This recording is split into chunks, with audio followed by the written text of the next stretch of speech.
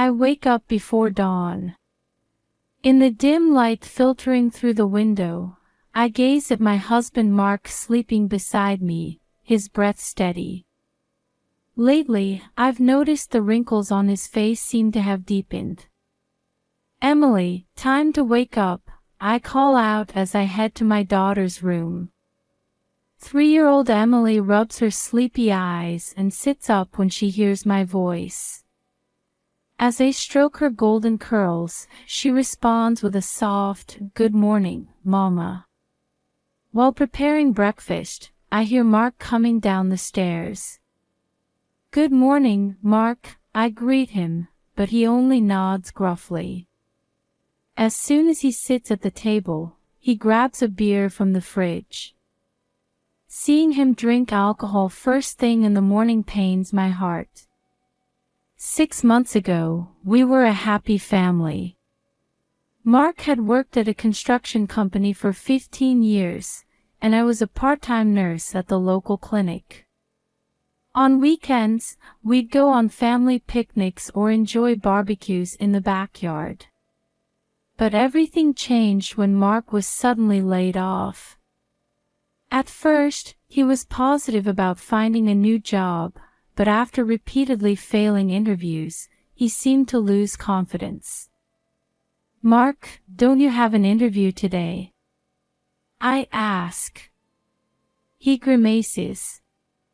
"I'm going." "You don't need to tell me," he answers curtly, downing his beer in one go. I sigh deeply. My once cheerful and family-oriented husband has become irritable and listless. He turns to alcohol almost daily, spending less and less time with the family.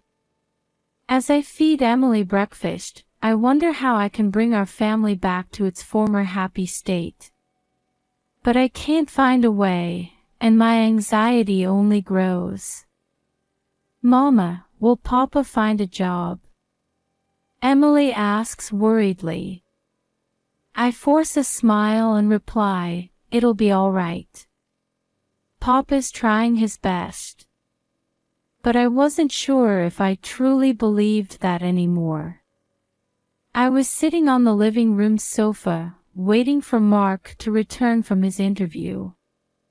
Around 6 p.m., I heard the front door open. "How did it go?" I asked. Mark tersely replied, "No good." His eyes were bloodshot, and the smell of alcohol wafted from him. He had clearly been drinking after the interview. "Mark, if we just try a little harder."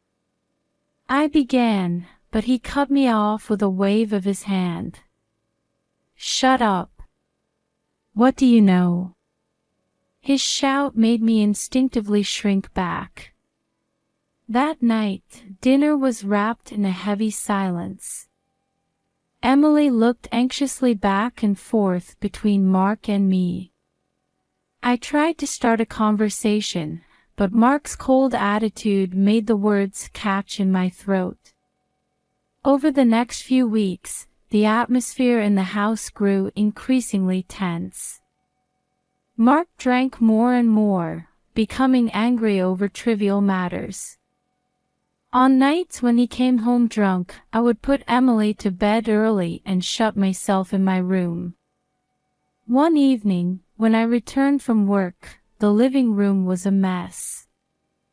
Empty beer cans were scattered on the floor, and the TV was blaring.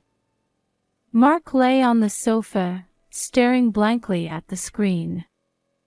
"Mark, please don't drink here," I said. Suddenly, he stood up and came at me. "Shut up. It's my life. Let me do what I want." His shouting made me step back involuntarily. Just then, I heard Emily crying. She had been watching our fight from the top of the stairs. I rushed to her and hugged her tight. "It's okay, Emily. Papa's just a little tired," I tried to reassure her, but I could hear my own voice trembling. That night, after putting Emily to bed, I cried alone in the kitchen. Memories of our once happy family overlapped with the current reality, making my chest tighten. What should I do? I asked myself repeatedly, but found no answer. The next day, I mustered up the courage to confront Mark. "Mark, why don't we try counseling?" "For our family's sake," I suggested. He scoffed. "There's nothing wrong with me. You're just making a big deal out of nothing." Those words made me feel like something inside me had broken. But for Emily's sake, I had to protect this family. Even as I thought this, I couldn't suppress the growing anxiety and fear. That night, unable to sleep, I gazed at the full moon visible from the window. What would tomorrow bring? Would our family continue to fall apart? Or would a miracle occur? My heart continued to waver with these unanswerable questions. That day, I had worked late. When I got home, it was already past 11 p.m. As I opened the front door, I noticed an unusual silence pervading the house. "Mark? Emily?" I called out, but there was no answer. Anxiety gripped my chest. As I stepped into the living room, there was Mark. He was sitting in a chair with a shotgun across his lap. His eyes were bloodshot, and he was clearly drunk. "Mark, what are you doing?" My voice was shaking. "So you're finally home." Mark's voice was low, with a dangerous edge to it. "It's all your fault. You've ruined my life." The moment he stood up and aimed the shotgun, my blood ran cold. "Mark, calm down. Where's Emily?" "That brat's upstairs. She won't get in our way anymore." I tried to move towards the stairs, but Mark blocked my path. "Don't move," he shouted, pointing the gun at me. "You're both a burden. Get out." Just then, I heard small footsteps. Turning around, I saw Emily coming down the stairs. Her eyes were wide with fear. "Emily, go back upstairs." I cried, but it was too late. Mark turned the gun towards Emily. "You too. Get out of this house." "Papa, please, don't shoot." Emily's voice was trembling, tears streaming down her face. I instinctively stood in front of Emily. "Mark, stop. She's your daughter." "Shut up," Mark yelled, taking a step towards us. In that moment, something changed within me. The fear disappeared, replaced by a strong determination. "Mark, listen," I spoke as calmly as I could. "This isn't you. You loved us, remember? Do you remember the day Emily was born? How happy you were?" A flicker of doubt crossed Mark's eyes. "We love you. But you're sick right now. You need help." "Lies!" Mark shouted, but his voice lacked its previous strength. "It's true, Mark. Let's get through this together. As a family." I slowly approached Mark. I could see his hands starting to shake. "Papa," Emily called out in a small voice. I love you." At those words, all anger drained from Mark's face. He dropped the shotgun and collapsed to the floor. What was I about to do? He muttered. I rushed to Mark and embraced him. Emily joined us, and the three of us hugged each other tightly. But this moment of relief was short-lived. Suddenly, Mark grimaced in pain and clutched his head. "Mark, are you okay?" Instead of answering, he let out a groan. Then, the next moment, he collapsed to the floor. "Mark!" I cried out, shaking his body. But he had lost consciousness. I quickly grabbed the phone and dialed 911. As the sound of the ambulance siren approached, I held Mark's hand tightly and continued to pray. Little did I know then that this night would dramatically change our family's life. Amidst the blaring sirens of the ambulance, I held Mark's hand tightly as we headed to the hospital together. I left Emily with a neighbor, and as I left, her anxious face pierced my heart. I spent long hours in the hospital corridor. Surrounded by white walls and the smell of disinfectant, I kept praying. Please, Mark, live for us. Several hours later, a doctor appeared. Mrs. Thompson, I need to speak with you. Led to the consultation room, I sat down. My heart was pounding furiously. We have the results of your husband's head CT scan, the doctor said, carefully choosing his words. We've found a tumor in his brain. At those words, I felt as if the world had stopped. A brain tumor. My voice sounded distant, even to myself. The doctor continued, the tumor is in the frontal lobe. This area is involved in personality and emotional control. It's likely that this tumor has been causing your husband's recent behavioral changes. Suddenly, all the pieces seemed to fall into place.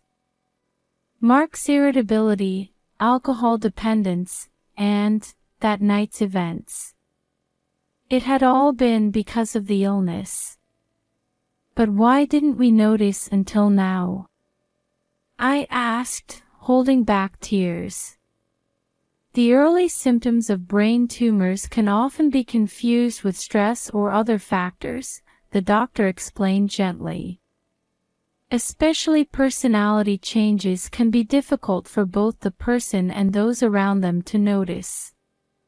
I took a deep breath. What should we do? Surgery is necessary, the doctor stated. If we remove the tumor, there's a high chance your husband's symptoms will improve. Those words made me feel a glimmer of hope. But at the same time, new anxieties arose. The surgery, will it be successful?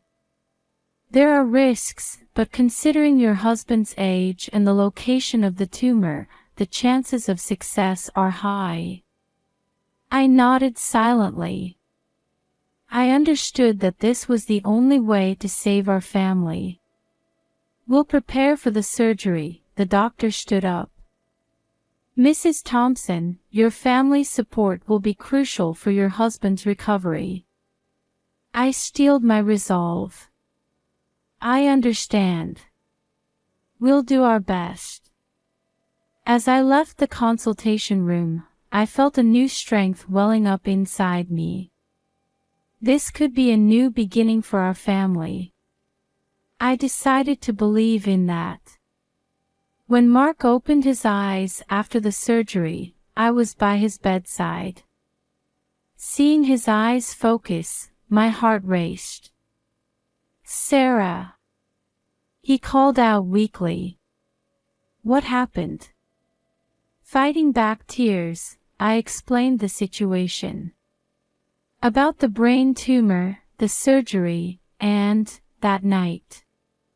As Mark listened, his expression gradually changed. What have I done to you all? Tears welled up in his eyes. It's okay, Mark, I squeezed his hand.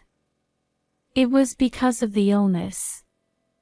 Things will get better now. The road to recovery was long and difficult. After the surgery, Mark began rehabilitation. In addition to training for walking and daily activities, he also received therapy to learn emotional control. I was desperate to juggle work, housework, taking care of Emily, and nursing Mark. Sometimes I felt exhausted and wanted to give up everything. But seeing Mark's sincere efforts, I couldn't help but keep going. At first, Emily was afraid of Mark. The memory of that night was deeply etched in her little heart. However, small daily changes gradually opened her heart. One day, when I saw Mark reading a picture book to Emily, I couldn't help but tear up. I felt that the gentle husband I once knew was slowly returning. However, not everything was smooth sailing. Occasionally, Mark would remember his past actions and be overcome with deep remorse. At such times, I would hold him and say, "We can't change the past, but the future is different." I, too, had to face my inner conflicts. Forgiving Mark wasn't easy. The fear from that night sometimes haunted me in nightmares. But I received counseling and gradually faced my emotions. Through this, I began to realize my own strength. The power to overcome difficulties, the courage to protect my family, and the ability to love. I realized that all of these had been nurtured through this experience. As Mark's recovery progressed, he began to deeply reflect on his actions. "Sarah, Emily, I'm so sorry," he said one day, hugging us. "From now on, I'll cherish you. I promise to make you happy." At those words, I felt like the last wall in my heart had crumbled. "Let's work hard together, Mark," I answered, leaning against him. Emily changed little by little too. At first, she was afraid of Mark, but gradually she began to approach him. Seeing her pull Mark's hand saying, "Papa, let's play together," made my heart warm. When we went to the park as a family and I heard Emily laugh loudly, I couldn't help but tear up. How I had missed her smile. Mark returned to work, this time balancing it while valuing time with his family. On holidays, we spent time going on picnics or watching movies together. One night, after putting Emily to bed, as Mark and I were relaxing in the living room, he quietly said, "Sarah, I was saved because of you. Thank you so much." I held his hand and replied, "We all overcame this together as a family." Outside the window, a full moon was shining. The same moon I once looked up at with anxiety and fear now seemed filled with the light of hope. Our family had overcome difficulties and become stronger. I found hope in our future life. A year has passed since then. Our family life has become incomparably more peaceful and happy than before.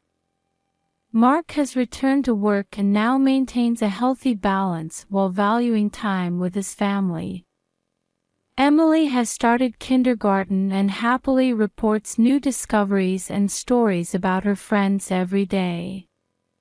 Our family bond has grown stronger after overcoming that hardship.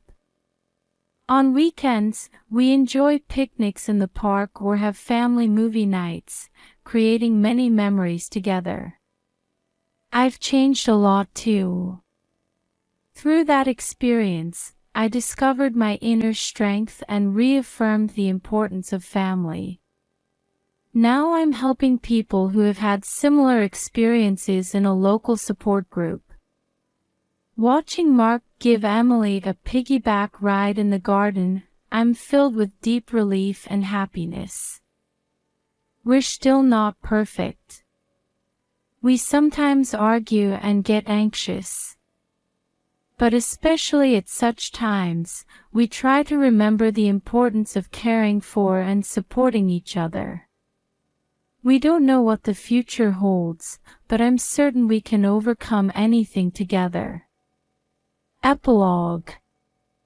On a spring Sunday 5 years later, we were smiling and chatting while having a barbecue in the garden.